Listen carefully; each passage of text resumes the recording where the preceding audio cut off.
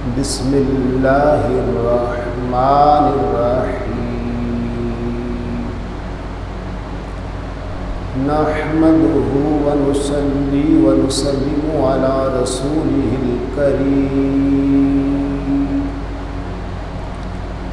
اما بعد فاعوذ باللہ من الشیطان الرجیم بسم اللہ الرحمن الرحیم۔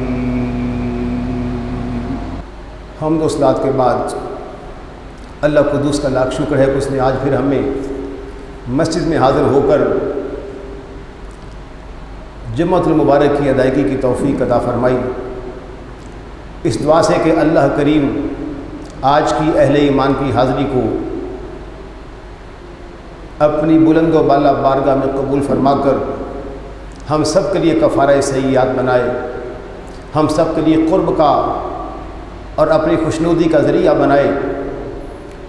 سامعین مکرم، آج کی ہماری گفتگو کا عنوان بر صغیر پاک و ہند کی ایک انتہائی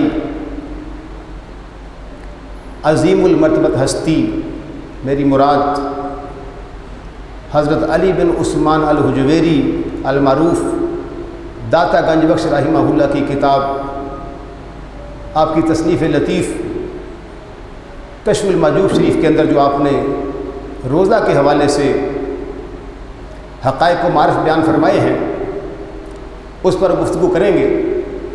گویا کہ آج کی گفتگو کا عنوان درس کشف المحجوب ہوگا۔ آپ نے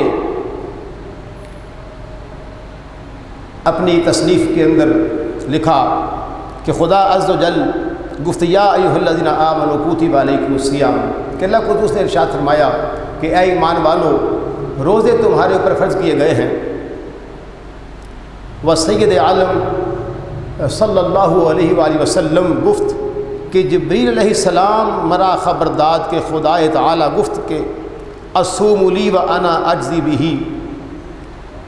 آپ کا انداز کتنا احسن ہے کہ تقریباً 1000 سال پہلے بھی آپ نے، جس دور میں نہ اتنی وسیع لائبریریاں تھیں، نہ اتنا وسیع علمی خزانہ تھا احادیث کا، اس دور میں بھی آپ نے جب تصنیف لکھی تو روزے کے حقائق اور معارف بیان کرنے سے پہلے اللہ قدوس کی لا ریب کتاب قرآن مجید سے آپ نے ایک آیت مبارکہ کے کچھ الفاظ کا انتخاب کر کے اس سے اپنے عنوان کو شروع کیا، اور پھر متصل جب آیت مبارکہ لکھی اس کے بعد نبی مکرم نور مجسم شفیع معظم صلی اللہ علیہ وآلہ وسلم کا فرمان مبارک لکھ کر اہل ایمان پر یہ واضح کیا کہ روزہ جو ہے اس کی فضیلت احادیث طیبہ کے اندر ایک یہ ہے کہ الصوم لی وانا اجزی بہ۔ اللہ فرماتا ہے کہ روزہ میرے لیے ہے اور میں ہی اس کی جزا عطا کروں گا۔ حالانکہ ہر عمل اللہ کے لیے، نماز ہو، حج ہو، زکوٰۃ ہو، جہاد ہو، لیکن یہ روزہ کی پرائرٹی ہے، اس کی ایک تخصیص ہے، اس کی فضیلت کو ظاہر کرنا مقصود ہے کہ یہ عمل اللہ قدوس کی بارگاہ میں اتنا محبوب اور پیارا ہے کہ جو روزہ دار ہوتا ہے اللہ کریم فرماتا ہے کہ روزہ دار کو جزا میں خود عطا فرماؤں گا۔ اور اس کے بعد آپ نے روزہ کے حوالے سے یہ لکھا، اس حدیث پاک کا ترجمہ فرماتے ہوئے، چونکہ کتاب کا متن فارسی ہے، روزہ ازاں منست و بجزائے آمن اولا ترم، یعنی اس کا ترجمہ کیا فارسی میں کہ اللہ فرماتا ہے کہ روزہ میرے لیے ہے اور میں ہی اس کی جزا عطا کروں گا۔ اب روزہ کے بارے میں فرماتے ہیں کہ عبادت سر است کہ بظاہر ہیچ تعلق نہ دارد۔ روزہ ایک ایسی چھپی ہوئی اور مخفی عبادت ہے۔ مثال کے طور پر کوئی نماز پڑھے تو پتہ چلتا ہے نماز پڑھ رہا ہے، کوئی قرآن کی تلاوت کرے پتہ چلتا ہے، لیکن کسی بندے روزہ رکھا ہو، روزہ دار کا کیا پتہ کہ ایک بندہ بیٹھا ہوا ہے، نہ وہ کھا رہا ہے نہ وہ پی رہا ہے، کیا پتہ کہ روزہ سے ہے کہ نہیں ہے؟ تو آپ نے فرمایا یہ مخفی عبادت ہے، وغیر را اندرا ہیج نصیب نیست، اور یہ ایسی عبادت ہے جس میں غیر کو شامل نہیں کیا جا سکتا۔ یعنی جو بندہ روزہ رکھتا ہے اسی کو ہی روزہ نبھانا پڑتا ہے، یہ نہیں کہ اب اس کی جگہ کوئی اور روزے کو برا کرے۔ وہ جزائیں عزیز سبب بھی نہایت بوجھ، اور اس کی جزا اللہ تعالیٰ کی بارگاہ میں کہتے ہیں بہت بڑی ہے، بڑی عظیم جزا اللہ عطا فرمائے گا۔ و گویند کے دخول بہشت خلق را برحمت بود۔ ہاں اس بات کو یاد رکھو کہ نیکی اگرچہ اللہ کے لیے کی جاتی ہے، اللہ کی رضا کے لیے کی جاتی ہے، لیکن یہاں پہ یہ بات بھی رکھنا کیا، دخول بہشت خلق را برحمت بود، جنت میں جو لوگ جائیں گے وہ یہ نہ مان کریں کہ ہم روزہ دار ہیں، ہم نماز پنجگانہ پڑھنے والے ہیں، زکوٰۃ دینے والے ہیں، بلکہ وہ اس بات پر بھروسہ کریں کہ اللہ کریم ہمیں اگر جنت بھی عطا فرمائے گا تو اپنی رحمت سے عطا فرمائے گا۔ اور عارف کھڑی رحمہ اللہ نے اسی مفہوم کو یوں سمجھایا کہ عدل کرے تے تھر تھر کمبن اونچیاں شانہ والے، فضل کرے تے بخشے جامن میں ورگے منہ کالے۔ یہ بزرگان دین جو ہیں یہ ہمیں قرآن و سنت کے مفاہیم سے آگاہ کرتے ہیں اور ہمارے اندر وہ حقیقی روح پیدا کرتے ہیں جس مقصد کے لیے اللہ کریم نے انسان کو پیدا فرمایا، جس مقصد کے لیے اللہ کریم نے انسان کو عبادت عطا فرمائی۔ اور آگے فرماتے ہیں حضور فیض عالم رحمہ اللہ، وہ درجہ تو بعبادت و خلود بجزائے روزہ، فرماتے ہیں درجے الگ الگ ہوں گے لیکن روزہ ایک ایسی عبادت ہے جس کے صدقے، جس کے طفیل اللہ کریم بندے کو جنت میں ہمیشہ رکھے گا، یہ اتنا محبوب عمل ہے۔ ازانچ حق تبارک و تعالیٰ گفت انا اجزی بھی، کہتے کیونکہ اللہ نے فرمایا ہے کہ روزے کی جزا میں عطا کروں گا۔ اب پہلے قرآن مجید کی آیت کو لیا، پھر نبی مکرم علیہ السلام کی حدیث کو لیا، اب اس کے بعد آپ نے حضرت جنید بغدادی رحمہ اللہ جو امت مصطفیٰ کے بہت بڑے ولی کامل ہیں، جن کا شمار داتا حجویری کے پیروں میں، خواجہ اجمیری کے پیروں میں، جن کا شمار سیدی غوث اعظم کے پیروں میں ہوتا ہے، جنہیں سید الطائفہ کہا جاتا ہے، اب ان کا قول لکھا۔ اور یہ آج کل کے علماء کے لیے اور وہ پیر جو بے رہروی کا شکار ہو چکے ہیں ان کے لیے بھی عبرت کا مقام ہے، توجہ طلب بات ہے۔ نہ نماز کی پرواہ، نہ روزے کی، معاذ اللہ ہم نے ایسے لوگوں کو دیکھا اور سنا جو جعلی پیر تھے، رمضان کا مہینہ آتا تو اپنے چیلوں کو اپنے گھر میں بلا کے بٹھا کے کھلایا کرتے تھے۔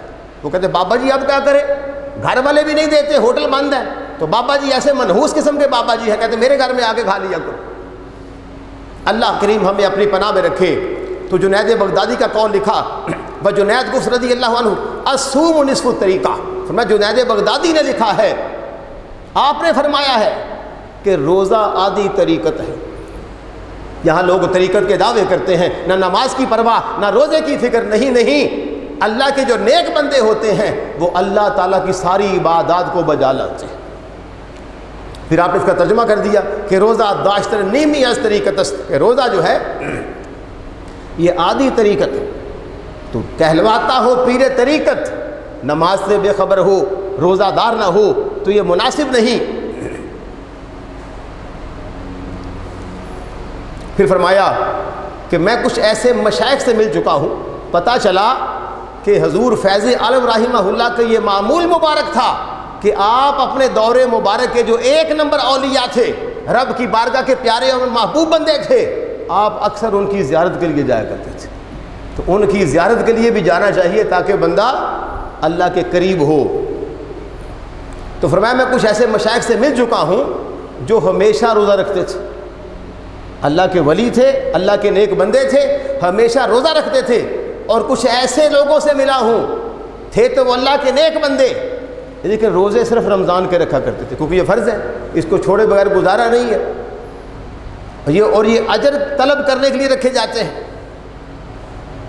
فرماتے جو لوگ رمضان کے علاوہ روزہ نہیں رکھتے تھے ان کا مقصد کیا تھا؟ وہ اس لیے کہتے تھے کہ کہیں ہم سے ریاکاری نہ ہو جائے، کہیں دکھاوا نہ ہو جائے۔ وہ مجاہدہ کرتے تھے ہم روزہ تب رکھیں گے جب ہمارے اندر اخلاص کا نور پیدا ہوگا، اگر دکھانے کا روزہ رکھنا ہے تو اللہ کریم کو یہ پسند نہیں ہے۔ اور فرمایا یہ بھی میں نے دیکھا کہ بعض مشائخ بمانی اولیاء کاملین نفلی روزہ رکھتے ہیں مگر کسی کو خبر نہیں ہوتی، یعنی اللہ والے رمضان کا روزہ تو سب کو پتہ نا جی، گھر میں سحری بنتی ہے، افطاری، لیکن اللہ والے کئی ایسے ہوتے ہیں جو باقی ایام کے بھی روزے رکھتے ہیں، کسی کو بتاتے ہی نہیں کہ ہم حالت روزہ میں ہیں، صبح ساری کر لی، تہجد بھی پڑھ لی، سحری بھی کر لی، مغرب کے نماز کے وقت لگ رہا ہے کہ اصل کھانا کھا رہے ہیں، لیکن وہ ولی کامل بظاہر افطار فرما رہے ہیں، لیکن عمل مخفی رکھا ہوا ہے کہیں ریا میں شامل نہ ہو جائے۔ فرمایا کسی کو ان کے روزے کی خبر نہیں ہوتی، لیکن اگر کوئی کھانا لے کر آئے تو کھا بھی لیتے ہیں، اس لیے کہ ہمارا یہ عمل کہیں ظاہر نہ ہو جائے۔ اب کھا کیوں لیتے ہیں؟ اس لیے کہ جو نفلی روزہ ہے، فرضی نہیں، فرضی روزہ جو توڑے گا اس کے لیے شریعت نے 3 کفارے مقرر کیے۔ فرمایا توڑا ہے، اب یا تو غلام کو آزاد کرو، یا 60 مساکین کو کھانا کھلاؤ، یا پھر 60 دن کے مسلسل روزے رکھ اس کا کفارہ ادا کرو، اور جو توڑا ہے اس کا الگ کفارہ ادا کرو۔ لیکن جو روزہ نفلی ہے یہ بھی ایک مسلمان کی شان ہے، اور یہ دین اسلام کی شان ہے، اور یہ رب کریم کا کرم اور فضل ہے۔ لوگ کہتے ہیں، بعض اتنے نادان اور شیطانی سوچ میں گم ہو جاتے ہیں، وہ کہتے ہیں نبی کے پاس بھی کچھ نہیں، معاذ اللہ، علی کے پاس بھی کچھ نہیں، صحابی کے پاس بھی کچھ نہیں، آل رسول کے پاس بھی کچھ نہیں۔ ایسی بات نہیں ہے، ہمارا رب عطا فرمانے والا ہے۔ اگر وہ انبیاء کو نبوت عطا فرماتا ہے، رسالت عطا فرماتا ہے، تو ساتھ اور بھی بہت ساری شانیں عطا فرماتا ہے۔ اور ایسے ہی مسلمان کو یہ اختیار دیا کہ جو روزہ فرض ہے اگر وہ توڑے گا تو کفارہ ادا کرنا پڑے گا۔ ہاں اگر تو نے روزہ رکھا ہے نفلی تو پھر تجھے اختیار ہے، اگر تو توڑنا چاہے تو توڑ لے، اگر نبھانا چاہے تو نبھا لے۔ ہاں اگر اس کو توڑے گا تو پھر ایک روزہ قضا کرنا پڑے گا تاکہ رب کی بندگی مکمل ہو جائے۔ اور یہاں پر اب یہ کمال ہے، فرمایا وَإِن موافق تر سنت، یہ سنت کے قریب ہے، یعنی اللہ والے اولیاء جو نفلی روزہ رکھتے تھے اور جب ان کو کھانا پیش کیا گیا انہوں نے کھانا تناول فرما لیا، یہ جان سمجھ کر کہ ہمارا یہ عمل جو مخفی ہے کسی پہ ظاہر نہ ہو جائے، ہم تو چھپا کے یہ کام کر رہے ہیں۔ اگر میں نے کہا کہ میں نے روزہ رکھا ہوا ہے تو یہ بات ظاہر ہو جائے گی، لہٰذا آج کھانا کھا کر اس بات کو چھپا لیتے ہیں، اس کی بھی قضا کر لیں گے۔ پورے سال میں ایام ممنوعہ کے علاوہ، عیدین کے علاوہ جن میں روزہ رکھنا منع ہے، سارا سال روزہ رکھتا رہے گا۔ یہ اخلاص ہے اللہ کے ساتھ، یہ ہے اللہ کے اعمال کے ساتھ اور اللہ سے محبت کے کسی کو پتہ ہی نہیں ہے، اللہ کا بندہ حالت روزہ میں ہے۔ اور پھر فرمایا اب یہ تھے 1000 سال پہلے کم و بیش آل رسول، آل نبی، اولاد علی، جو خود پکے سید تھے لیکن ان کا عقیدہ اتنا کھرا تھا۔ آج لوگ معاذ اللہ سید ہونے کا دعویٰ بھی کرتے ہیں، پیر ہونے کا دعویٰ بھی کرتے ہیں، پتہ نہیں کیا کیا دعوے کرتے ہیں، لیکن جب باری آتی ہے صحابہ کی شان کی تو اپنے منہ کو بند کر لیتے ہیں، بلکہ تبرہ کرتے ہیں۔ جب باری آتی سیدہ عائشہ صدیقہ کی تو معاذ اللہ ان کی شان میں گستاخیاں کرتے ہیں۔ نہیں، تقریباً 1000 سال پہلے داتا حجویری نے فرمایا نہیں، اگر رب کو راضی کرنا چاہتے ہو تو صحابہ سے بھی محبت کرو، ازواج مطہرات سے بھی عقیدت رکھو، اہل بیت اطہار سے بھی پیار کرو۔ اور آپ نے لکھا کہ بخبر عائشہ و حفصہ رضی اللہ عنہما، اب حضرت عائشہ کون ہے؟ اگرچہ محبوب خدا ہیں، نبی کریم علیہ السلام کی ازواج میں سے ایک ہیں، لیکن ابو بکر کی بیٹی ہے، اور جناب حضرت حفصہ بھی نبی مکرم علیہ السلام کی زوجہ ہیں، ازواج مطہرات میں سے ایک ہیں، لیکن حضرت عمر پاک کی صاحبزادی ہے۔ پتہ چلا کہ تقریباً 1000 سال پہلے داتا حجویری کا عقیدہ اور عشق یہ ہے کہ جب کتاب لکھی جائے جہاں رب کی توحید آئے، انبیاء کی شان آئے، اصحاب و اہل بیت کے تذکرے آئیں، وہاں پر صدیق کی اولاد کا ذکر بھی ہونا چاہیے، عمر کی اولاد کا ذکر بھی ہونا چاہیے۔ منہ نہیں پھیرا، بد عقیدگی کا مظاہرہ نہیں کیا، چونکہ بات چل رہی تھی نفلی روزہ اللہ والے کیوں توڑ دیتے ہیں، کہ پیغمبر علیہ الصلوۃ والسلام بنزدیک عیشا اندر آمد، نبی مکرم علیہ السلام ایک مرتبہ سیدہ عائشہ صدیقہ اور سیدہ حفصہ کے پاس حاضر ہوئے، تشریف لائے۔ گفتند ان دونوں نے کیا کہا؟ اِنَّا قَدْ خَبَانَ لَكَ حَيْسَا، ہم نے آپ کے لیے آج بڑی خاص قسم کا کھانا تیار کیا ہے۔ بعض نے کہا اس کا مطلب ہوتا ہے کوئی کھجور کا حلوہ، بعض نے کہا شوربے کے اندر روٹی کی لقموں کو بھگو دینا۔ بہرحال ان دونوں ازواج نے نبی کریم علیہ السلام کے لیے کھانا بنایا۔ یہ بات بتا رہی ہے کہ آج کی بیوی کو سیدہ عائشہ صدیقہ کی اور سیدہ حفصہ کی سنت کے مطابق اپنے شوہر کی خدمت کا بہت خیال کرنا چاہیے، بہت پاس رکھنا چاہیے۔ قال علیہ السلام اما انی کنت ارید الصوم، جب نبی کریم علیہ السلام نے سنا کہ ان دونوں نے میرے لیے کھانا بنایا ہے تو فرمایا کیا؟ فرمایا اما انی کنت ارید الصوم، میرا تو آج ارادہ یہ تھا کہ روزہ نبھاؤں گا۔ گویا کہ نبی مکرم علیہ السلام نے اس دن نفلی روزہ رکھا ہوا تھا۔ فرمایا میرا ارادہ تو یہ تھا کہ روزہ نبھاؤں گا، ولیکن قربیہ ساصوم یوما مکانہ، لاؤ جو تو نے پکایا ہے میرے قریب کرو، روزہ پھر کس دن مکمل کر لیا جائے گا۔ تو یہ وہ ادا ہمارے ہاں تو معاذ اللہ جلال میں آ کر آج کا کوئی بندہ ہوتا نفلی روزے سے بیوی کھانا پیش کر دیتی تو ممکن ہے جلال میں آ کر وہ اس کا دل بھی توڑتا، اور ہو سکتا ہے وہ ناتا بھی توڑ دیتا، طلاق تک بات آ جاتی کہ تمہیں پتہ نہیں ہے میں نے روزہ رکھا ہوا ہے تو مجھے کھانا پوچھ رہی ہے۔ اور لوگوں یہ بھی میرے پیارے نبی کی سیرت مبارکہ ہے کہ اپنی بیوی کے ساتھ حسن سلوک کیسے رکھنا چاہیے۔ گھر والے جو آپ کے لیے سحری اور افطاری کا انتظام کرتے ہیں ان کی دل جوئی کرنا بھی بہت ضروری ہے، کیونکہ ہم مرد چھٹیاں بڑی کرتے ہیں سال میں، یاد رہے خواتین جو ہیں ان کی عید کو بھی چھٹی نہیں ہوتی۔ ہمیں عید ٹرو مرو ہفتہ ہفتہ چھٹیاں ہم مار لیتے ہیں اپنے کاروبار سے، اپنی فیکٹریز میں سے، لیکن وہ خواتین جو گھر کے کچن کو مینیج کرتی ہیں ان کے اس حوصلے کو داد دینے کی ضرورت ہے کہ کبھی عید والے دن جب آپ کے گھر 10 20 30 40 مہمان بھی آ جاتے ہیں تو وہ میرے نبی کی امت کی شہزادی یہ نہیں کہتی آج تو میری چھٹی ہے، بلکہ اس دن بھی وہ خوش ہو کر پکا کر اہل خانہ کو کھلا کے اپنے رب کو اپنے رسول کو راضی کر رہی ہوتی ہے۔ تو نبی مکرم علیہ السلام نے اس وقت نفلی روزہ توڑ کر افطار فرما کر آپ نے یہ فرمایا جو کچھ پکایا ہے میرے قریب کرو، روزہ پھر رکھے۔ یہ میرے آقا علیہ السلام کی سیرت مبارکہ ہے۔ اور پھر فرمایا میں نے دیکھا کہ بعض مشائخ ایام بیت جن کا حدیث میں ذکر ہے یعنی چاند کی 13 14 اور 15 کو روزہ رکھتے ہیں، اور بعض یعنی محرم کے، بعض رجب کے اور بعض شعبان کے 10 روزے رکھتے ہیں، یعنی چونکہ نفلی ہے اس میں اختیار ہے جتنی آپ عبادت کرنا چاہیں کریں۔ اور پھر فرمایا کہ حضرت داؤد علیہ السلام کا وہ روزہ جسے نبی مکرم علیہ السلام نے خیر الصیام کہا ہے اس کو آپ نے پسند فرمایا، یعنی صوم داؤدی کو کیا کہ ایک دن روزہ رکھا جائے اور ایک دن افطار کیا جائے، تاکہ میری امت بلا ناغہ مسلسل روزے رکھنے سے کہیں نکاہت کا شکار نہ ہو جائے۔ یعنی اس قدر اللہ کے حبیب کریم علیہ السلام کو اپنی امت کی فکر لاحق ہے۔ پھر فرماتے ہیں ایک مرتبہ میں اب اپنا حال بیان کرتے داتا حجری رحمۃ اللہ علیہ کہتے کہ ایک مرتبہ میں شیخ احمد بخاری رحمہ اللہ کے پاس حاضر ہوا۔ اب یہ بات بڑی توجہ طلب ہے کہ ہم جو نیکی کرتے ہیں اس میں نیت کیا ہونی چاہیے، ارادہ کیا ہونا چاہیے۔ ان کے سامنے ایک حلوے کی پلیٹ رکھی ہوئی تھی اور وہ کھا رہے تھے، مجھے بھی اشارہ کیا، میں نے بچوں کی عادت کے مطابق اظہار کر دیا کہ روزے سے ہو، میں نے روزہ رکھا ہوا تھا، لازمی بات ہے روزے سے تو میں نے کھانا نہیں تھا۔ فرمایا مخلوق، پوچھا کیوں؟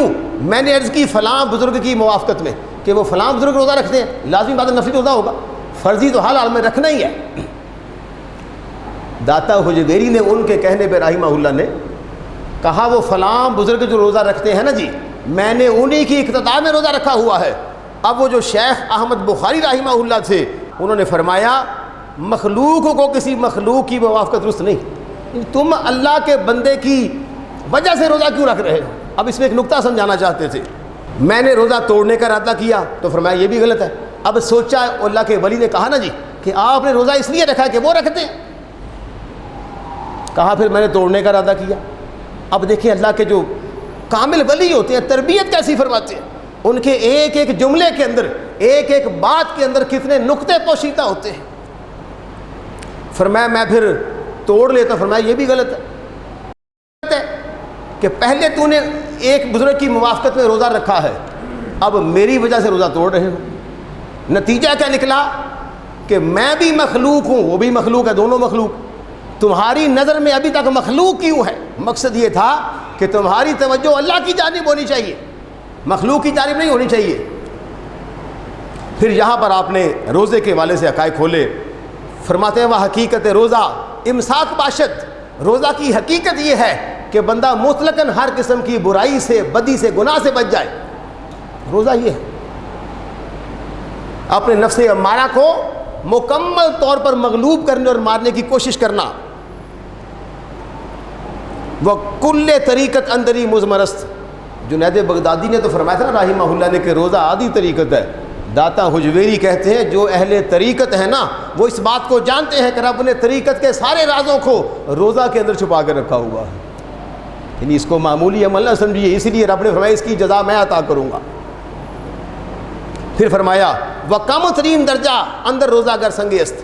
فرمایا روزے کا کم ترین درجہ یہ ہے کہ بس تم یہ سمجھو کہ میں بھوکا ہوں. کھانا جو روزہ جو ہے کھانا کچھ نہیں. اصل یہ روزہ نہیں ہے کہ تم صبح سے شام بمانا سحر سے افطار تک بھوکے رہے پیاسے رہے اور قرب زوجہ نہیں. یہ کمال نہیں ہے. آگے آ رہا ہے کہ کمال کیا ہے. فرمایا والجوع طعام اللہ فی الارض. بھوک جو ہے یہ زمین پر اللہ کی نعمت. یعنی اللہ والے بھوک کو پسند کرتے.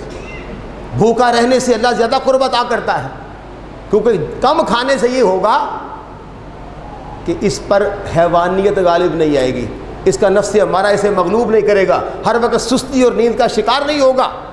اعتدال سے کھانے سے اس کی صحت بھی ٹھیک رہے گی, جسمانی صحت بھی, روحانی صحت بھی ٹھیک رہے گی.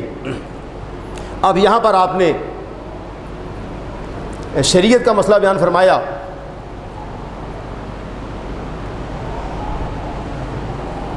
فرمایا پس وجوب روزہ یک ماباشت. یہ کمال ہے کہ ایک ماہ کے روزے جو ہیں وہ فرض ہیں, شریعت کا حکم ہے. پیوستہ بر عاقل بالغ مسلم صحیح مقیم. فرمایا جو بندہ عاقل بھی ہو پاگل نہ ہو, جو بندہ بالغ ہو نابالغ. یہ بھی شریعت اسلامیہ کا کرم ہے کہ بچوں پہ روزہ فرض نہیں ہے, کیونکہ بچہ نبھا نہیں سکتا. جب بالغ ہو جائے, جب قواعد جسمانیہ اس قابل ہو جائے کہ روزے کی متحمل ہو سکے, پھر شریعت نے کہا اب تو روزہ رکھ.